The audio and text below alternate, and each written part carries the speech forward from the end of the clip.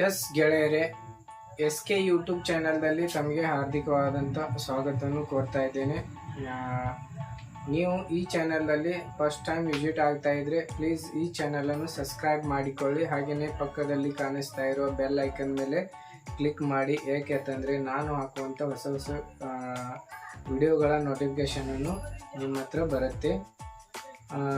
ಹಾಗೆಯೇ ಗೆಳೆಯರೆ, ಬಬಲೇಶ್ವರ ಮತಕ್ಷೇತ್ರ ಒಂದು ಇಡೀ ಕರ್ನಾಟಕದಲ್ಲಿನೇ ಒಂದು ಪೈಪೋಟಿ ನಡೆಯುವಂಥ ಕ್ಷೇತ್ರವಾಗಿದ್ದು, ಇಲ್ಲಿ ಕಾಂಗ್ರೆಸ್ ವತಿಯಿಂದ ಪ್ರಬಲ ನಾಯಕರಾದ ಮಾಜಿ ಜಲಸಂಪನ್ಮೂಲ ಸಚಿವರಾದ ಮಾಜಿ ಗೃಹ ಮಂತ್ರಿಗಳಾದ ಮಾನ್ಯ ಶ್ರೀ MB ಪಾಟೀಲ್ ಸಾಹೇಬ್ರ ಧರ್ಮಪತ್ನಿಯಾದಂಥ ಸರಳತೆಯ ಸಾಹುಕಾರ್ತಿ, ಬಡವರ ಆಶಾಕಿರಣವಾದಂತಹ ನಮ್ಮ ನಿಮ್ಮೆಲ್ಲರ ನೆಚ್ಚಿನ ನಾಯಕಿಯಾದಂತಹ ಆಶಾ ಅಮ್ಮ ಅವರು ಇವತ್ತಿನ ಅರಕೇರಿ ಊರಲ್ಲಿ ಬರ್ತಕ್ಕಂತಹ ಮಾನವರ ದೊಡ್ಡಿಯಲ್ಲಿ ಇವರೊಂದು ಕಾರ್ಯಕ್ರಮವನ್ನು ಹಮ್ಮಿಕೊಂಡಿದ್ದರು. ಆ ಕಾರ್ಯಕ್ರಮದಲ್ಲಿ ಮಾತಾಡಿರುವಂತಹ ಕ್ಷಣಗಣನೆ ನೋಡೋಣ ಬನ್ನಿ.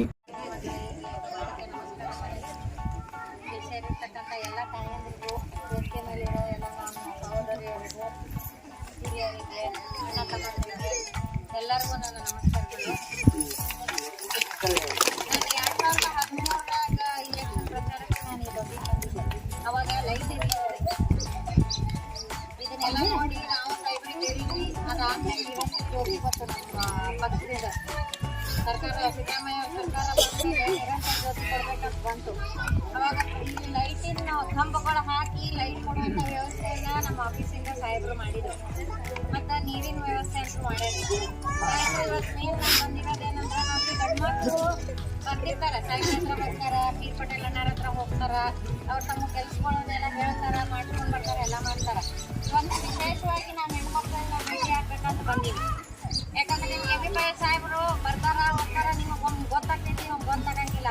ಅವ್ರಿಗೆ ಹೆಣ್ಮಕ್ಳವ್ರೆ ನಾವು ಏನು ಕೇಳೋಣ, ಎಲ್ಲಿ ಹೋಗೋಣ ಅನ್ನೋದು ನಿಮಗೆ ಅನಿಸ್ತಿರ್ಬೇಕು. ಎಲ್ಲಿ ಹೋಗ್ಬೇಕು ನಾವು ಅಂತೇಳಿ. ಇವಾಗ ಅಂದ್ರಿ ಸಂಘ ಅದಾವ ಅರ್ಜೆ ಕರ್ಕೊಂಡು ಹೋಗ್ಯಾರಂತ ಈಗ ಮಾಡಿರಲ್ಲ, ರಿಜಿಸ್ಟ್ರೇಷನ್ ಆಗಿದ್ರೆ ರಿಜಿಸ್ಟ್ರೇಷನ್ ಆಗಿತ್ತಂದ್ರೆ ಯಾರು ಸಂಘಿ ಹೊಸದಾಗಿ ಮಾಡ್ತೀವಿ ನಮ್ಮ ಆಫೀಸ್ನಾಗ ಪ್ರಮಾಣ ಕೊಡ್ತೀವಿ ಅಂದ್ರೆ ನಾವು ರಿಜಿಸ್ಟ್ರೇಷನ್ ಆಗಿಲ್ಲ ಅಂದ್ರೆ ಅದಕ್ಕೆ ಸಿಗ್ತಕ್ಕಂಥ ಸೌಲಭ್ಯಗಳು ಏನದಾವಲ್ಲ, ಇಲೆಕ್ಷನ್ ಆದ್ಮೇಲೆ ನಿಮ್ಮ ಸಂಘದ ಹೆಸರು ತಂದು ಕೊಡ್ತೀವಿ ಅಂತಂದ್ರೆ ಅದಕ್ಕೆ ಏನು ಸಿಗ್ತಕ್ಕಂಥ ಸೌಲಭ್ಯಗಳನ್ನ ಇವರು ಆಫೀಸ್ನಾಗ ಇವ್ರು ಇರ್ತಾರೆ. ನೀವು ಬಂದು ನಿಮ್ಗೆ ಏನು ಸಾಲ ಹಾಕಬೇಕು, ಏನೋ ಉದ್ಯೋಗ ಮಾಡ್ತೀವಿ ಅಂದ್ರೆ ಅದಕ್ಕೆ ಏನು ಸಹಾಯ ಮಾಡಬೇಕು ಅದನ್ನ ಇದು ಇಲಾಖೆ ಇರ್ತೈತಿ, ಮಕ್ಕಳು ಮತ್ತು ಹೆಣ್ಮಕ್ಳು ಮತ್ತು ಮಕ್ಕಳ ಕಲ್ಯಾಣ ಇಲಾಖೆ ಇರ್ತೈತಿ, ಅದರಿಂದ ಹಾಕಿಟ್ಟು ಕೊಡ್ತೀವಿ ನಾವು. ಅದಕ್ಕೆ ಹೆಣ್ಮಕ್ಳು ನೀವು ಯಾರು ಹೋಗೋದು ಬೇಡ, ಎಲ್ಲರೂ ನೀವು ಗಂಡ್ಮಕ್ಳು ಹೋಗ್ತಾರ, ನಾವು ಹೋಗಿಲ್ಲ ಬೇಡ್ರಿ, ನೀವು ನಮ್ಮ ಮಂದಿಗೆ ಬರ್ರಿ. ನಾವು ಹೇಳಿ ನಿಮ್ಗೆ ಏನು ಬೇಕಾಗಿರ್ತಕ್ಕಂಥದ್ದೆಲ್ಲ ಕೆಲಸಗಳನ್ನ ಮಾಡಿಸ್ಕೊಡ್ತೀವಿ. ಮತ್ತು ಇನ್ನೊಂದೇನು ವಿಶೇಷ ಹೇಳ್ಬೇಕಂದ್ರೆ, ಕಾಂಗ್ರೆಸ್ ಸರ್ಕಾರ ಬಂತಂದ್ರೆ ನೀವೆಲ್ಲರೂ ಹೇಳಿದ್ವಿ, ಭಾಳ ಖುಷಿ ಆಗ್ತದೆ. ನೀವೆಲ್ಲರೂ ಕಾಂಗ್ರೆಸ್ ಹಾಕ್ತೀವಿ ಓಟ್ ಅಂತೇಳಿ.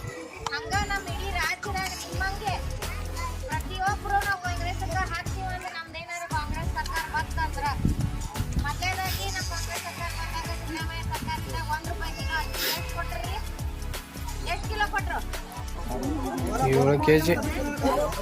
ಅಲ್ಲ, ಅದು 1 ಕಿಲೋ ಕೊಟ್ಟಿದ್ದು. ಈ ಬಿಜೆಪಿ ಸರ್ಕಾರ ಬಂದ್ರೆ 4 ಕಿಲೋ ಮಾಡ್ಯಾರಿಲ್ಲ, 4 ಕಿಲೋ ಮಾಡಿದ್ರು. ರೇಷನ್ ಕಾರ್ಡ್ ಯಾರು ಮಾಡಿದ್ರಿ? ಇಂದಿರಾ ಗಾಂಧಿ ಅವ್ರು ಮಾಡಿದ್ರಿಲ್ಲ,